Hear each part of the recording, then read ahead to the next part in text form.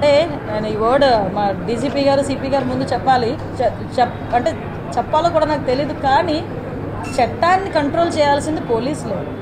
చట్టాన్ని పోలీసులు చేతిలోకి తీసుకోవడం ఏంటి? విషయం ఏంటంటే ఒకటండి, నాకు అర్థం కానిది ఏంటంటే తప్పు చేసినోడికి కులం ఏంటి, మతం ఏంటి, అదొక్కటి చెప్పండి. అది వాళ్ళు గాంజా బ్యాచ్. నిన్న కూడా మా వాళ్ళు డిపార్ట్మెంట్ అంతా కూడా ఒక ప్రెస్ నోట్ కూడా రిలీజ్ చేశారు డీసీపీ గారు. అసలు వాళ్ళ మీద ఎన్ని రౌడీ షీట్స్ ఉన్నాయి. అసలు తెనాల్లోని నాకే కాదండి, మీకు కూడా ఒక సోషల్ రెస్పాన్సిబిలిటీ ఉంది, ఒక విలేకరులుగా మీకు కూడా. ఒక్కసారి తెనాల్లో వాళ్ళ తాలూకా నేచర్ ఏంటి, వాళ్ళ తాలూకా బ్యాక్గ్రౌండ్ ఏంటి అన్నది ఒకసారి చెక్ చేయండి. యాక్చువల్గా ఒక గాంజా బ్యాచ్ పోలీస్ డిపార్ట్మెంట్ మీద చేసుకునేటప్పుడు అంటే ఫర్దర్గా ఒకసారి దానికి కూడా వీళ్ళు రాజకీయ రంగు పులిమేసి దానికి కులాన్ని అంటగట్టి మతాన్ని అంటగడతా ఉంటే ఇంకా పోలీస్ డిపార్ట్మెంట్ ఎలా వర్క్ చేసుకోవాలి? ఒకసారి ఆలోచించాలి. ఇదే పోలీస్ యాక్షన్ తీసుకోలేదు అంటారు, ఏదైనా ఒక స్టెప్ ఫార్వర్డ్ వేస్తే ఈ రకంగా మాట్లాడతారు. అంటే నేనేమంటానంటే కొంత పని మా డిపార్ట్మెంట్ చేసుకునివ్వాలి. అలాగని ఇప్పుడు అమాయకులను ఎవరిని కూడా మేము పడితే, ఇప్పుడు నేను ఒకటే మాట్లాడుతున్నానండి, ఇదే ఇప్పుడు ఎక్స్-సీఎం ఇప్పుడు ఈయన జగన్మోహన్ రెడ్డి ఏదేదో మాట్లాడుతున్నారు, ట్వీట్లో ఏదో పెడుతున్నారు, రేపు కూడా వస్తారు అంటున్నారు. నేను డైరెక్ట్ క్వశ్చన్ అండి, డాక్టర్ సుధాకర్ అనే వ్యక్తి మాస్క్ అడిగిన పాపానికి నడి రోడ్డు మీద రెక్కలు విడిచి చొక్కా ఇప్పి కొట్టిన సందర్భం మర్చిపోయారా? మరి ఆ రోజు ఎందుకు మాట్లాడలేదు జగన్మోహన్ రెడ్డి?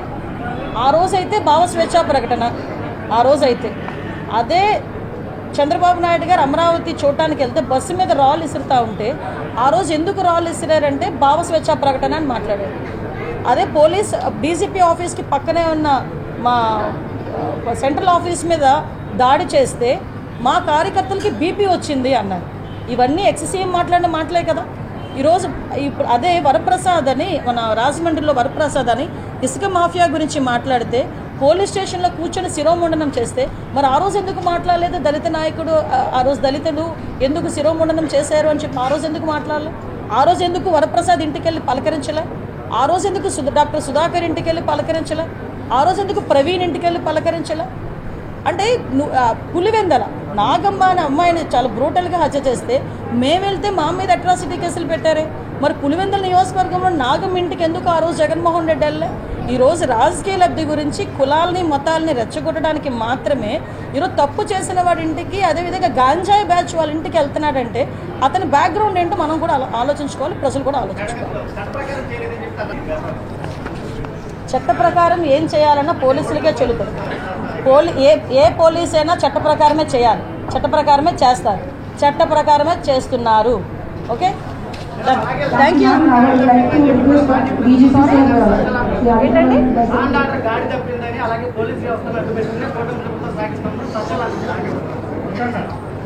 అంటే సజ్జల గారికి అది అర్హత లేదండి. ఎందుకంటే నేను మాట్లాడుతున్నాను,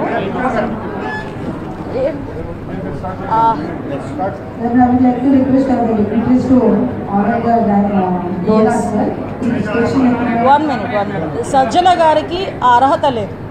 ఎందుకంటే లాస్ట్ టైం సజ్జల గారి చేతిలో, లాస్ట్ హోమ్ మినిస్టర్ చేతిలో కానీ సీఎం చేతిలో కానీ పోలీస్ డిపార్ట్మెంట్ ఉండేది కాదు, సజ్జల గారి చేతిలో ఉండేది. ఆ రోజు పరదాలు కట్టుకొని మా టీడీపీ వాళ్ళందరినీ కూడా హౌస్ అరెస్టులు చేసుకొని ఆ రోజు గాడి తప్పిన పోలీస్ డిపార్ట్మెంట్ని ఈ సంవత్సర కాలంగా మా డీసీపీ గారు, మా సిపిలు, మా ఎస్పీలు, ఆఖరికి హోంగార్డ్ వరకు కూడా, అక్కడ స్థాయి నుంచి ఈ స్థాయి వరకు కూడా అందరూ వ్యవస్థని ఈరోజు కంట్రోల్. అంటే నేను ఈ వర్డ్ మా డీజీపీ గారు సిపి గారు ముందు చెప్పాలి, అంటే చెప్పాలో కూడా నాకు తెలియదు. కానీ చట్టాన్ని కంట్రోల్ చేయాల్సింది పోలీసులే. చట్టాన్ని పోలీసులు చేతిలోకి తీసుకోవడం ఏంటి? విషయం ఏంటంటే ఒకటండి, నాకు అర్థం కానిది ఏంటంటే తప్పు చేసినోడికి కులం ఏంటి, మతం ఏంటి, అదొక్కటి చెప్పండి. అది వాళ్ళు గాంజా బ్యాచ్. నిన్న కూడా మా వాళ్ళు డిపార్ట్మెంట్ అంతా కూడా ఒక ప్రెస్ నోట్ కూడా రిలీజ్ చేశారు డీసీపీ గారు. అసలు వాళ్ళ మీద ఎన్ని రౌడీ షీట్స్ ఉన్నాయి. అసలు తెనాల్లోని నాకే కాదండి, మీకు కూడా ఒక సోషల్ రెస్పాన్సిబిలిటీ ఉంది, ఒక విలేకరులుగా మీకు కూడా. ఒక్కసారి తెనాల్లో వాళ్ళ తాలూకా నేచర్ ఏంటి, వాళ్ళ తాలూకా బ్యాక్గ్రౌండ్ ఏంటి అన్నది ఒకసారి చెక్ చేయండి. యాక్చువల్గా ఒక గాంజా బ్యాచ్ పోలీస్ డిపార్ట్మెంట్ మీద చేసుకునేటప్పుడు అంటే ఫర్దర్గా ఒకసారి దానికి కూడా వీళ్ళు రాజకీయ రంగు పులిమేసి దానికి కులాన్ని అంటగట్టి మతాన్ని అంటగడతా ఉంటే ఇంకా పోలీస్ డిపార్ట్మెంట్ ఎలా వర్క్ చేసుకోవాలి? ఒకసారి ఆలోచించాలి. ఇదే పోలీస్ యాక్షన్ తీసుకోలేదు అంటారు, ఏదైనా ఒక స్టెప్ ఫార్వర్డ్ వేస్తే ఈ రకంగా మాట్లాడతారు. అంటే నేనేమంటానంటే కొంత పని మా డిపార్ట్మెంట్ చేసుకుని ఇవ్వాలి.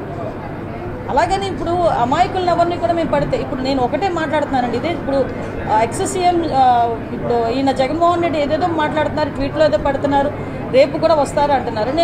నేను డైరెక్ట్ క్వశ్చన్ అండి, డాక్టర్ సుధాకర్ అనే వ్యక్తి మాస్క్ అడిగిన పాపానికి నడి రోడ్డు మీద రెక్కలు విడిచి చొక్కా ఇప్పి కొట్టిన సందర్భం మర్చిపోయారా? మరి ఆ రోజు ఎందుకు మాట్లాడలేదు జగన్మోహన్ రెడ్డి? ఆ రోజైతే భావ స్వేచ్ఛా ప్రకటన, ఆ రోజైతే అదే చంద్రబాబు నాయుడు గారు అమరావతి చూడటానికి వెళ్తే బస్సు మీద రాళ్ళు ఇసురుతూ ఉంటే ఆ రోజు ఎందుకు రాళ్ళు ఇసిరారంటే భావ స్వేచ్ఛా ప్రకటన అని మాట్లాడారు. అదే పోలీస్ డీజీపీ ఆఫీస్కి పక్కనే ఉన్న మా సెంట్రల్ ఆఫీస్ మీద దాడి చేస్తే మా కార్యకర్తలకి బీపీ వచ్చింది అన్నారు. ఇవన్నీ ఎక్స్-సీఎం మాట్లాడిన మాటలే కదా. ఈరోజు ఇప్పుడు అదే వరప్రసాద్ అని మన రాజమండ్రిలో వరప్రసాద్ అని ఇసుక మాఫియా గురించి మాట్లాడితే పోలీస్ స్టేషన్లో కూర్చొని శిరోముండనం చేస్తే మరి ఆ రోజు ఎందుకు మాట్లాడలేదు? దళిత నాయకుడు ఆ రోజు దళితులు ఎందుకు శిరోముండనం చేశారు అని చెప్పి ఆ రోజు ఎందుకు మాట్లాడలే? ఆ రోజు ఎందుకు వరప్రసాద్ ఇంటికి వెళ్ళి పలకరించలే?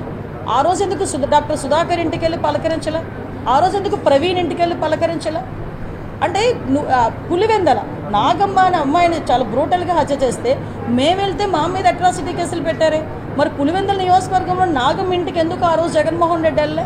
ఈరోజు రాజకీయ లబ్ధి గురించి కులాలని మతాలని రెచ్చగొట్టడానికి మాత్రమే ఈరోజు తప్పు చేసిన వాడి ఇంటికి, అదేవిధంగా గాంజాయి బ్యాచ్ వాళ్ళ ఇంటికి వెళ్తున్నాడంటే అతని బ్యాక్గ్రౌండ్ ఏంటో మనం కూడా ఆలోచించుకోవాలి, ప్రజలు కూడా ఆలోచించుకోవాలి. చట్ట ప్రకారం ఏం చేయాలన్నా పోలీసులకే చెల్లుతుంది. ఏ పోలీస్ అయినా చట్ట ప్రకారమే చేయాలి, చట్ట ప్రకారమే చేస్తారు, చట్ట ప్రకారమే చేస్తున్నారు. Okay, thank you. ఏంటండి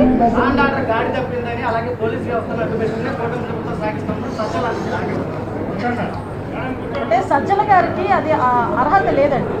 ఎందుకంటే నేను మాట్లాడుతున్నాను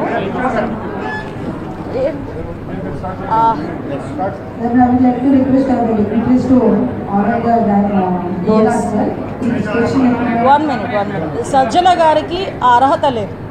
ఎందుకంటే లాస్ట్ టైం సజ్జల గారి చేతిలో, లాస్ట్ హోమ్ మినిస్టర్ చేతిలో కానీ సీఎం చేతిలో కానీ పోలీస్ డిపార్ట్మెంట్ ఉండేది కాదు, సజ్జల గారి చేతిలో ఉండేది.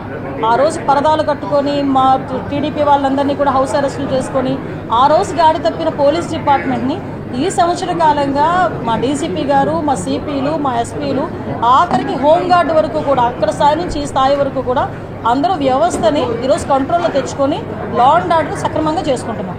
అది ప్రజలు కూడా గమనించారు. ఇలా